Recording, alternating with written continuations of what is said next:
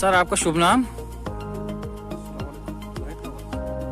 Sir आप रोज इस road पर चलते हैं एम्बुलेंस लेके, तो क्या समस्या आती है सर आपको इस रोड पे चलने से? सर समस्या ये आती है कि रोड खराब होने की वजह से एक्सीडेंट बहुत सारे हो रहे हैं, तो नुकसान भी बहुत सारे हो रहे हैं। देखिए कल परसों यहाँ धड़ा में भी हुआ एक्सीडेंट सर, मारुति वैन का, मारुति का। तो सर वहाँ पे भी 2 जाने चल बसी वहाँ, एक तो जेरे इलाज है सर जेएमसी जम्मू में, 2 अल्लाह के हवाले हो गए सर, एक तो जेएमसी जम्मू में जेरे इलाज है सर। ये ड्राइवर की कोई गलती नहीं, असल में ये जो रोड खराब होने की वजह से हादसा, सुबह आज भी मेट्रोर का हादसा हुआ, यहाँ पे बच गए मतलब।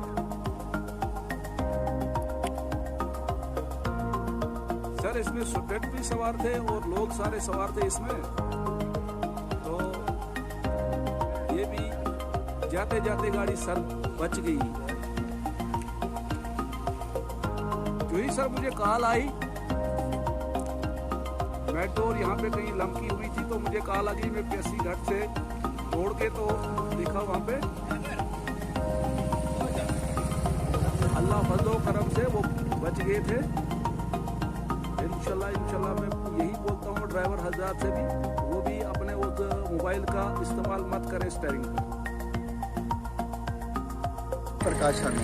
सर आप डोडा से गुन्ना जा रहे थे? हाँ, डोडा से गुन्ना। तो सर ये हादसा कैसे पेश आया? ये अचानक स्टीयरिंग जाम हो गई और साथ में उसका ये तो गाड़ी मुझे कटी नहीं, ब्रेक मारते मारते गाड़ी मुझे बड़ी मुश्किल से मैंने इसको कंट्रोल किया, आगे दीवार पे जाके गाड़ी रुकी। तो सर कितनी सवारियां आपकी गाड़ी में? गाड़ी सीटें बराबर थी गाड़ी। तो सर कैसे ये हादसा, मतलब सुनने में आया कि आप फोन कर रहे थे? बिल्कुल नहीं कर रहा था मैं, कोई भी जो मेरे साथ बंदा आप थे ना सर आगे में, मेरे हाथ में फोन नहीं था। यहाँ मेरे पास गवाह हैं, मेरे हाथ में फोन नहीं था। मैं गाड़ी चलाते समय बहुत कम फोन करा, कोई जो जरूरी मैसेज होगा उसी को करता हूँ, नहीं तो ऐसे में फोन नहीं उठाता ऐसे। तो सर क्या लोगों ने क्या कहा फिर आपसे? लोगों ने बोला कि हम बच गए, हम आपके साथ हैं, ऊपर वाले का शुक्र है। मैंने भी उनका शुक्रिया अदा किया। बस इतनी बात हो गई। गाड़ी जब मुझे खुद दिमाग में,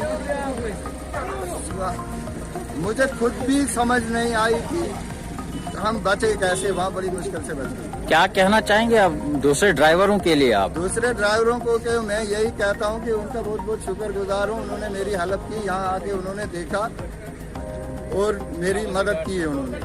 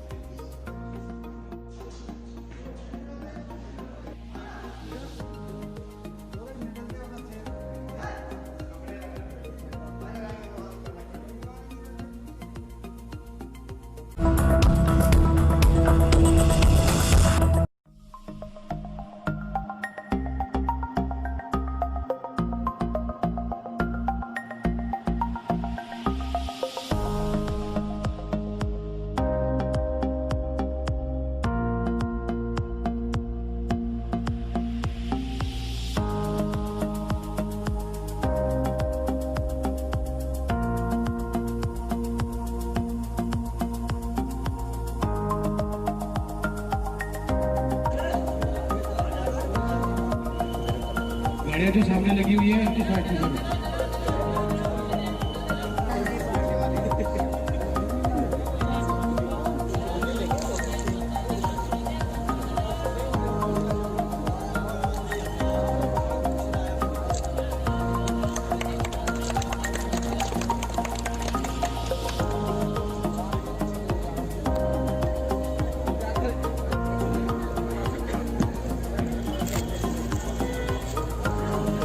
उसके बाद चार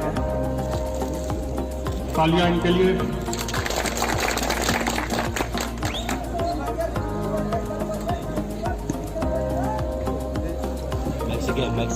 ये टैक्सी यूनियन क्या टू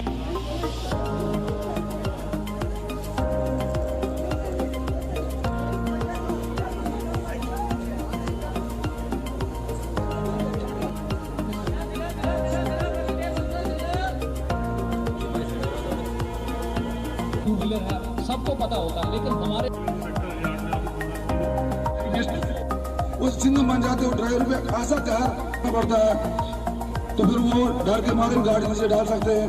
अगर वो उनसे प्यार करें, उनसे हमदर्दी करें, किनसे ड्राइवरों से आराम से चलें, तो शायद हो सकता है कि यह आंकड़ा 0 पर पहुंच सकता है।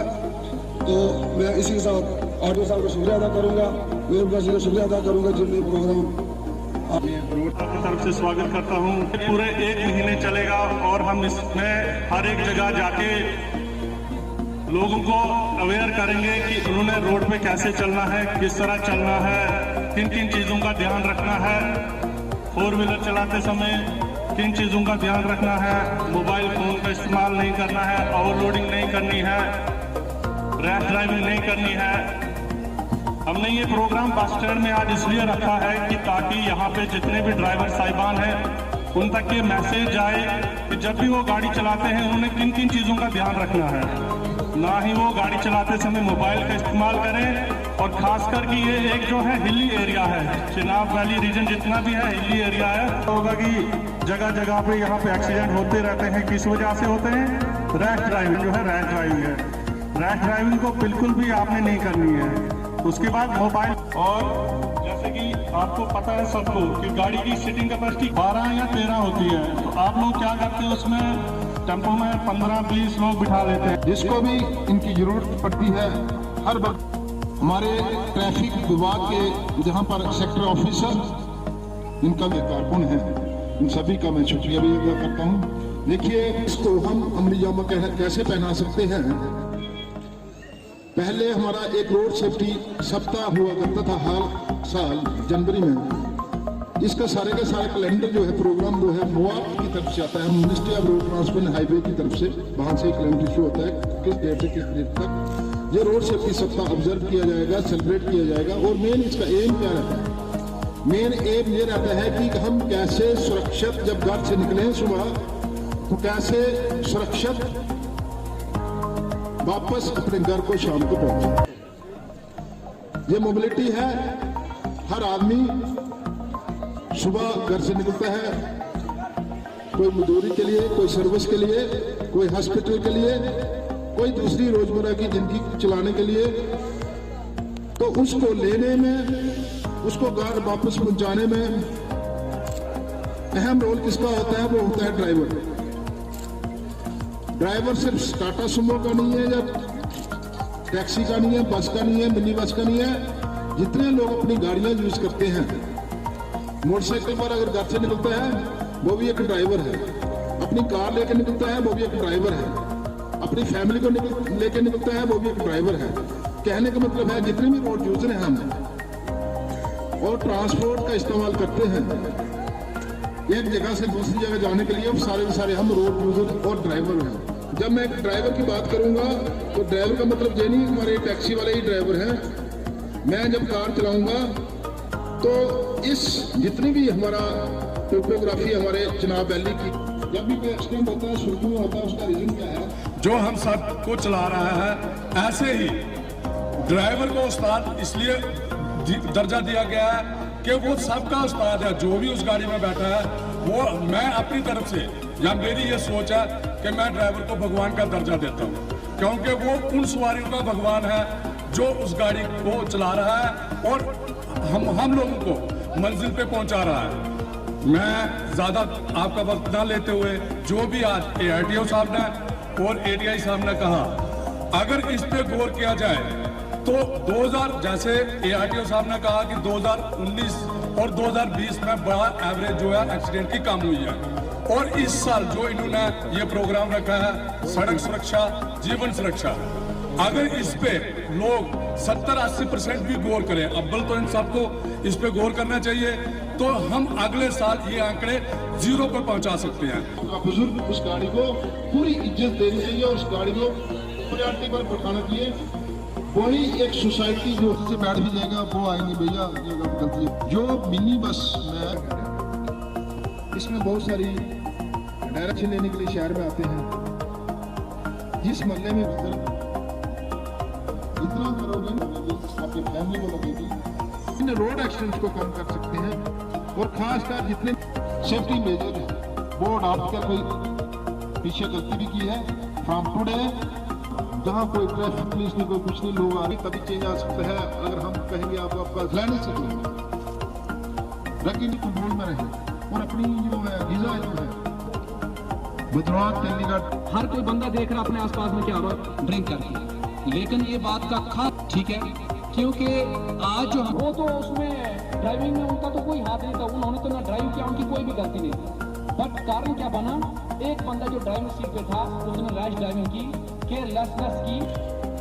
आपने देखा दिल्ली जा आपको पुल डोडा उतरना तो मुझे इधर से खड़ा, और रोड सेफ्टी जो रिस्पॉन्सिबिलिटी है ये शेयर्ड रिस्पॉन्सिबिलिटी। देखिए हमारा जो 32nd रोड सेफ्टी मंथ जो चल रहा है 15th से, आज हमारा 5th डे था, और बेसिक हमारा ऑब्जेक्टिव यही है कि ज़्यादा से ज़्यादा रोड सेफ्टी के अवेयरनेस कैंप लगाकर इस मंथ के दौरान हर रोड यूज़र को अवेयर किया जाए, जागरूक किया जाए, जितने हमारे कानून हैं ट्रैफिक के रिलेटेड, सेफ्टी के रिलेटेड। और आज हमारा जो कैंप था ये न्यू बस स्टैंड डोडा में था, और जितने हमारे ट्रांसपोर्ट एसोसिएशन के अधिकारी हैं उनकी तरफ से ऑर्गेनाइज किया गया, उनकी कोलैबोरेशन से, और जितने हमारे ड्राइवर भाई थे उन्होंने पार्टिसिपेट किया।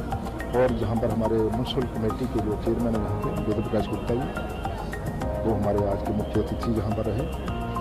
और हमारा मेन मकसद यही था कि ज़्यादा से ज़्यादा जो हमारे डायरेक्ट इस शोबे से व्यवस्था है, हमारे ऑपरेटर्स ड्राइवर भाई, उनके बीच बैठ के भी हम इनको इंटरेक्शन करें, काउंसलिंग करें उनकी, और इसके ऊपर विचार करेंगे कौन कौन सी इश्यूज़ हैं जिसकी वजह से हमारे रोड एक्सीडेंट्स हो रहे हैं, और इनको कैसे हम कम कर सकते हैं। वो बहुत सारी बातें जो हम आपस में जहाँ पर हुई, और मेन मकसद यही था कि ज़्यादा से ज़्यादा लोगों को अवेयर किया जाए।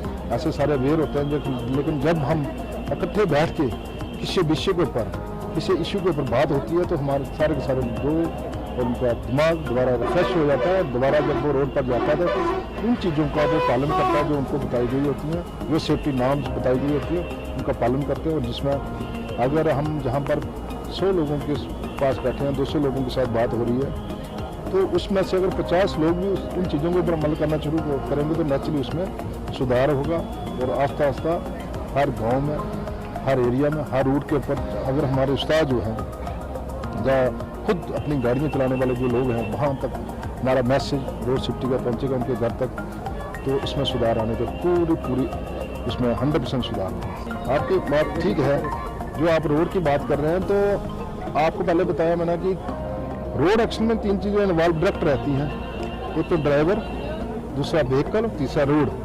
लेकिन रोड और व्हीकल जो दोनों चीज़ें बेजान चीज़ें हैं, और जो ड्राइवर है वो एक लिविंग बीइंग है, और जितनी जो भी सर्कमस्टेंस है, जैसा भी रोड है, अगर उस रोड की कंडीशन के हिसाब से हम अपनी स्पीड को मेंटेन करेंगे और उस ढंग से वहाँ पर चलेंगे तो नेचुरली वहाँ पर हम सेफ रहेंगे। लेकिन वो उनका कहना ठीक है कि बहुत सारे जो रोड हैं वो अभी अंडर कंस्ट्रक्शन है या कहीं, लेकिन आपको ये भी बताऊँ कि बहुत सारे रोडों के ऊपर अब ब्लैक टॉप हो रहा है और आगे इसमें सुधार हो रहा है, इंप्रूवमेंट हो रही है। और बहुत सारे रोड्स के ऊपर अभी रोड सेफ्टी ऑडिट जो है वो चल रहा है, और जहाँ भी ब्लैक स्पॉट्स होंगे, ब्लैंक कर्व्स होंगे, ट्विस्ट एंड टर्न्स होंगे, या और दूसरी वल्नरेबल स्पॉट्स जो एक्सीडेंट प्रोन स्पॉट्स जो उनको इम्प्रूवमेंट के लिए भी काम चल रहा है। और आने वाले टाइम में उसमें सुधार होगा, जैसे बहुत सारी लिमिटेशन रहती है, जैसे फंडिंग की, दूसरी चीज़ें, तो गवर्नमेंट और एडमिनिस्ट्रेशन और सारे विभाग जितने भी कनेक्टेड हैं इंजीनियरिंग विंग के, उसके ऊपर काम कर रहे हैं। और हम बहुत सारी जो हमारी रोड सेफ्टी की meeting, district road safety committee की मीटिंग हुई, स्टेट काउंसिल जो रोड सेफ्टी काउंसिल है उसकी मीटिंग हुई। और आज की आपको बताऊं कि आज तो एक रोड सेफ्टी के ऊपर एक सुप्रीम कोर्ट में एक कमेटी बनी हुई है जो पूरे कंट्री का ब्यौरा लेते हैं, क्वार्टरली, मंथली, हाफ ईयरली, कि कहाँ पर क्या सुधार कर रहे हैं, क्या नहीं कर रहे हैं, और आस्ते आस्ते में सुधार होगा। लेकिन आपको ये बताऊं कि जो ट्रैफिक में जो ऑटोमोबाइल में बूम है, हर घर में पहले एक मोहल्ले में एक गाड़ी नहीं होती थी, गांव में एक गाड़ी नहीं होती, आज की डेट में हर घर में 4-4, 5-5 गाड़ियां हैं। पहले एक घर में कोई ड्राइवर नहीं होता था, हर घर में 5 ड्राइवर हैं। और सारे के सारे लोग जब रोड के ऊपर आते हैं और जब तक उनको प्रॉपर ट्रेनिंग, सैनिटाइजेशन, काउंसलिंग नहीं होगी, रोड सेफ्टी के बारे में सारा नॉलेज नहीं होगा, तो बहुत सारे इसमें एरर्स की वजह से, और खासकर हमारी चुनाव वैली जो है, एक टोपोग्राफी जहाँ की ऐसी है, हिली है, टर्न है, ट्विस्ट एंड टर्न्स हैं, रोड ऐसी की ज्योमेट्री ऐसी है, तो इसमें अगर फ्रैक्शन ऑफ सेकंड भी कोई एरर कोई करता है ड्राइविंग करते वक्त, या डिस्ट्रैक्शन होती है, वो एक फैटल एक्सीडेंट में तब्दील होता है। तो आपके माध्यम से आप सभी मीडिया कर्मियों का, सभी चैनल्स का, आप हमेशा इसमें बढ़ चढ़ कर पार्टिसिपेट कर रहे हैं और पूरे हमारे प्रोग्राम की कवरेज दे रहे हैं। आपका बहुत आपका अहम रोल है मीडिया का भी इसमें, कि ज़्यादा से ज़्यादा लोगों को रोड सेफ्टी का मैसेज पहुँचाए, और जिसकी वजह से हमारे नौजवान, हमारे रोड यूज़र इसमें जितने भी कानून हैं उनका पालन करें और रोड सेफ्टी में एक सुधार हो, और हमारी जो कीमती जानें रोड एक्सीडेंट में जा रही हैं उनको हम 0 लेवल तक लेके आने में सफल हुए।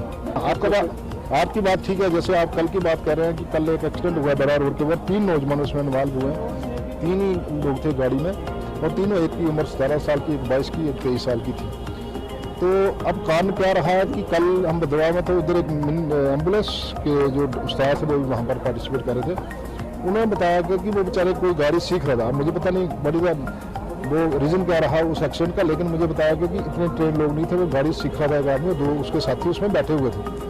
तो अगर ऐसे रोड के ऊपर कोई गाड़ी सीखेगा या भगवान नहीं करे क्या कारण था, मैं I don't know the fact, लेकिन ये सुनने में बात आई है, मैं इसको ऑथेंटिकेट नहीं कर रहा हूँ। लेकिन अगर ऐसी बात होगी तो बाकी रोड कंडीशन ऐसी है, किस शाम के वक्त किस कंडीशन में वो जा रहे थे, कितनी स्पीड में थे, कहाँ उसको क्या प्रॉब्लम हुई, कहाँ डिस्ट्रैक्शन हुई, तो कितना वो ट्रेन आदमी था जो गाड़ी चला रहा था, क्या लाइसेंस होल्डर था, नहीं था, या कब से गाड़ी सीख रहा था, चला रहा था।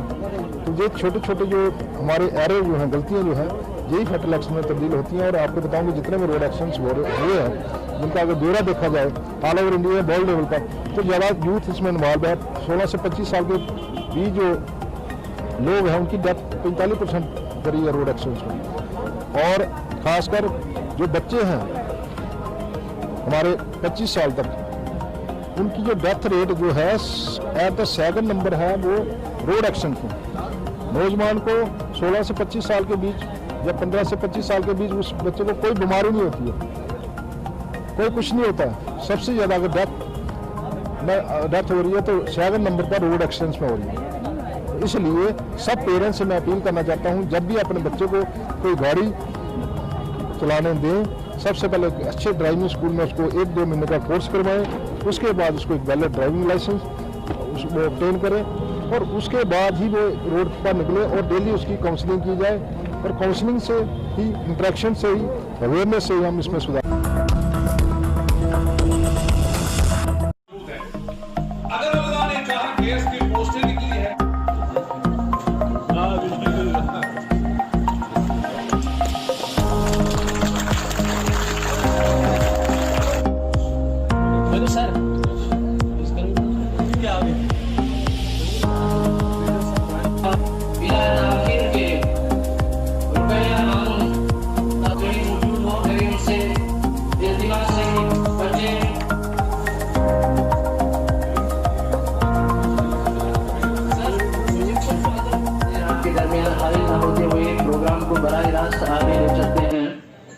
तो बिना किसी मंच पर बैठे रेजिडेंसी पर्सनैलिटीज, असातिज़ा किराम और तलबा व तालिबात, मैं आज दिल की गहराइयों से मुबारकबाद पेश करती हूँ कि आज पहली बार बानी हाल में नीट कोर्स का एहतमाम हुआ।